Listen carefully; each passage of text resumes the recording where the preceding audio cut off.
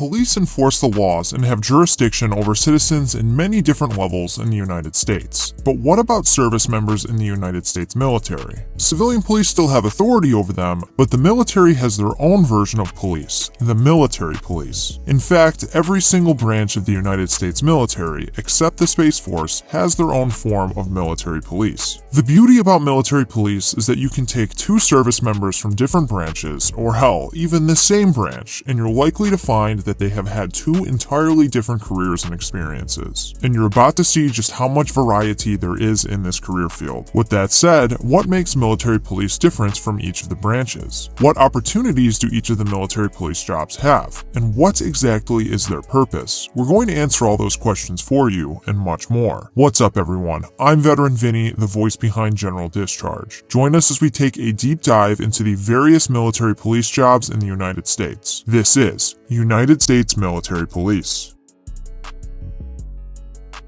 Before we jump into each of the service branch's specific military police communities, we're going to give a quick overview of military police in general. After watching this video, you'll have a decent grasp on what each branch's military police do, and have a better idea of what you'd want to do if you're interested in this field. Military MPs are the cops of the military. While there will be differences in each of the branch's military police jobs, just realize that there will be a large overlap into the overall mission and purpose of the job. MPs will be serving in some form of law enforcement and security capacity, but the stuff they're guarding and patrolling may be different. For example, on any given base, there will be patrol cars operated both by civilian and military police. So in that capacity, which branch the MP is in really won't make a difference. But going into the finer details, you'll come to realize that, for example, in the Navy, they'll be around ships more often, and in the Air Force, they'll be around airplanes more often. All in all, they protect people's lives and property on military installations by enforcing military laws and regulations. Hopefully you get the point we're trying to make. And one last thing before we dive in. We'll answer a burning question many people have about military police. Is it possible to see combat as a military policeman? Short answer, yes. Long answer, it depends. With that brief overview out of the way, let's jump into our first military police job, Army Military Police.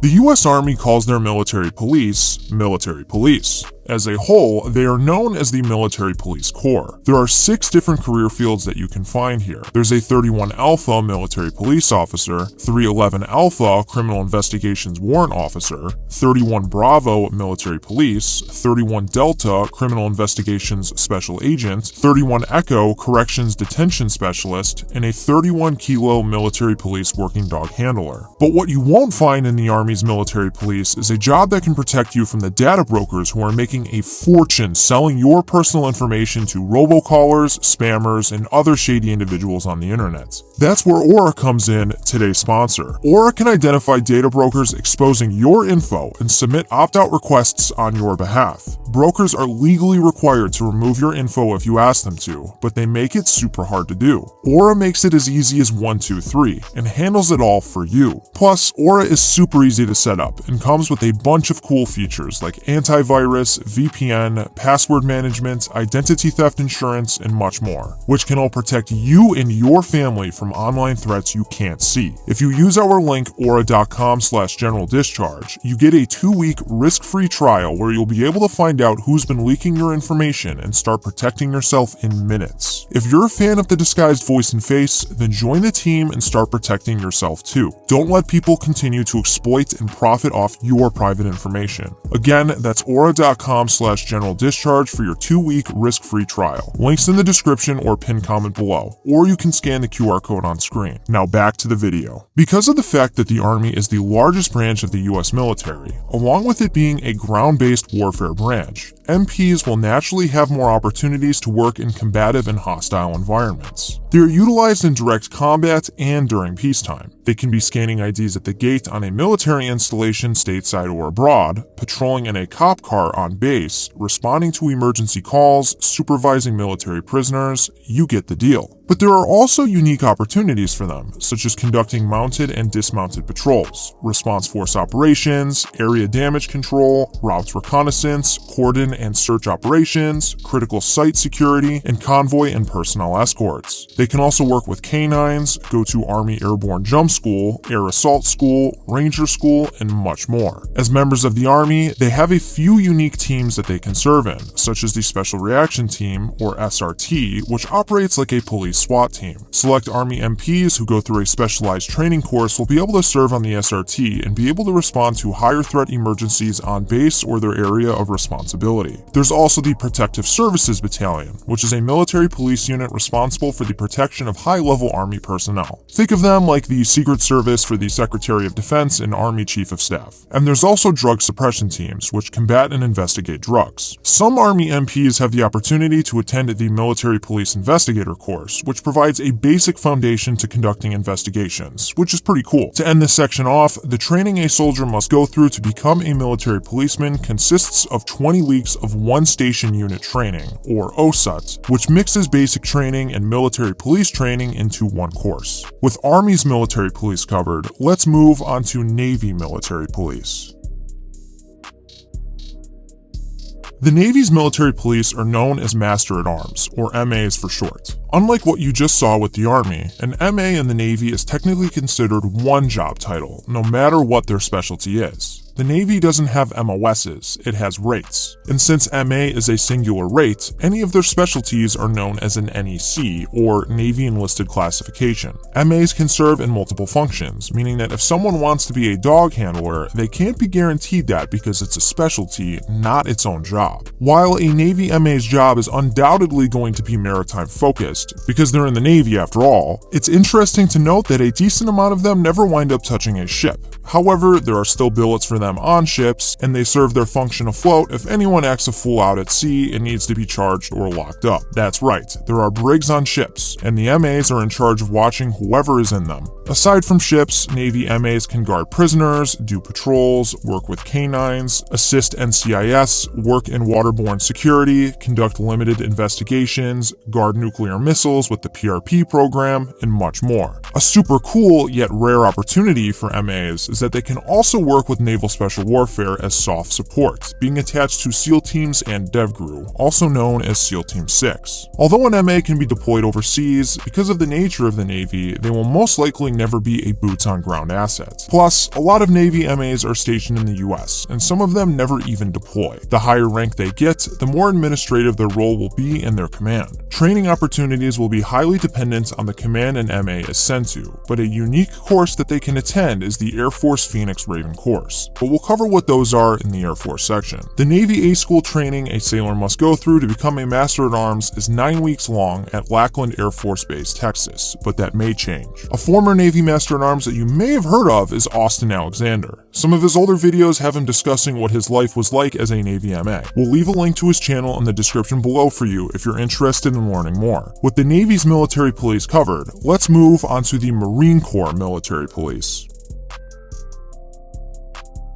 The Marine Corps military police are also simply referred to as military police. No fancy name for them. Their MOS is 5811. However, there are other MOS codes depending on their specialty. Marine MPs perform law enforcement duties on Marine Corps installations. They patrol in police cars, scan IDs at the gate, work with canines, and can even guard prisoners. While the Marine Corps is often known as the US military's premier fighting force, an interesting thing to note about their military police is that in recent years, their purpose and mission set has dropped its focus of working in the battlefield or a combat zone. The Marine Corps has been restructuring for Force Design 2030, and this impacted Marine military police by shutting down their 3 law enforcement battalions that served as field MPs. Additionally, billets in general for MPs have been getting removed. That isn't to say that there still aren't some cool opportunities for Marine MPs, however they are very few and far between. One cool opportunity for Marine MPs is to join the Marine Corps Special Reaction Teams, or SRT, that serve serve as SWAT teams for Marine Corps bases. Marine SRTs consist of around 7 to 14 Marines that are trained to respond to high-risk incidents and scenarios. MPs have to go through an indoctrination to get selected into one, and once they do, they go and receive their initial training. Only the high performers get a shot at this though, and they need to run a first-class PFT and CFT, and must achieve an expert rifle and pistol qualification score. There's also cool opportunities to work on a security detail for HMX-1, which is the helicopter squadron in charge of transporting the President of the United States, as well as being an enabler for MARSOC as a K-9 handler. However, it appears MARSOC might be getting rid of those billets. You may have heard of Marine Security Guards, sometimes called MSG for short.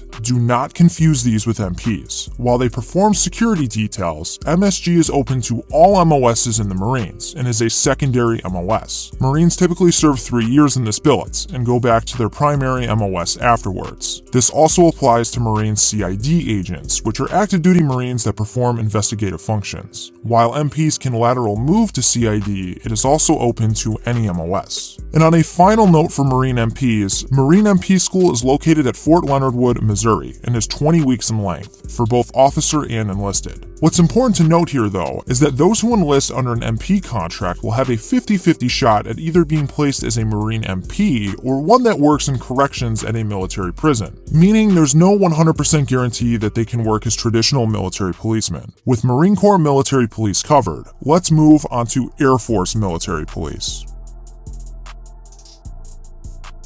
The Air Force might get a lot of flack from their fellow service members, but they have some pretty cool career opportunities, and their military police is no exception. However, the Air Force's military police are not referred to as military police, but rather security forces, and can be identified by their blue berets. Their Air Force specialty code is this. Because the Space Force falls under the Department of the Air Force, Security Forces airmen also do their job for the Space Force. Security forces make up the largest career field in the Air Force. They are responsible for missile security, defending and performing law enforcement on air bases, combat arms, handling military working dogs, and some even guard nukes. And a quick note on the military working dogs. The Air Force runs the military working dog program. The more you know. Not only are security forces responsible for installation law and discipline enforcement, but they are also the Air Force's ground combat force. And as such, they have many opportunities for training that go beyond the typical military police duties. In fact, the amount of opportunities available for security forces airmen is kind of overwhelming. There are a variety of cool billets and units that they can find themselves in. For starters, their version of a SWAT team is known as the Emergency Service Teams, or EST for short, which respond to more intense calls like you'd imagine any SWAT team to do. Then there's Dagger and the Phoenix Ravens. Dagger stands for Deployed Aircraft Ground Response Element. Dagger consists of small teams of security forces airmen that provide security for AFSOC aircraft transiting airfields where security is unknown or inadequate. They go wherever they go and offer force protection, among other things. As for the Phoenix Ravens, these teams consist of specially trained security forces personnel dedicated to providing security for Air Mobility Command aircraft that transit high terrorist and criminal threat areas. Both of these opportunities require candidates to undergo a selection process. And just when you thought there wasn't enough, security forces airmen can also be a part of the Stinger missile program, close precision engagement teams where they can receive sniper training, the Elite Guard, Tactical Response Force, Military Working Horse units, Marine Patrol Flight, 820th Base Defense Group, attend Ranger School, and much, much more. Some even have the opportunity to help out with the Air Force Office of Special Investigations, which is the Air Force's military criminal investigative organization. The school airmen must go through to become a Security Forces airman is around 8.5 weeks long in Lackland Air Force Base, Texas. Don't sleep on the Air Force. With the Air Force's military police covered, let's move on to Coast Guard military police.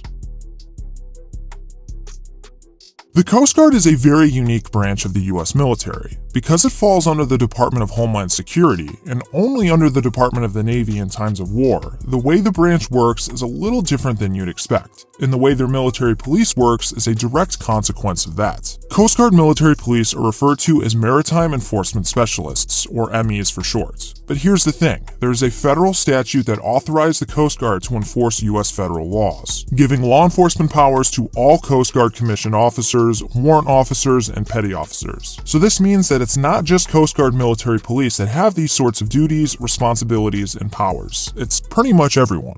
So Coast Guard MEs have a bit of a different focus compared to their other military police counterparts. Because of the Coast Guard mission, they usually stick to enforcing laws under their domestic maritime jurisdiction. They'll primarily deal with drug interdiction, migrant interdiction, fisheries enforcement, and boating safety and patrol. However, some do join the Coast Guard Police Department and perform functions like a typical military policeman.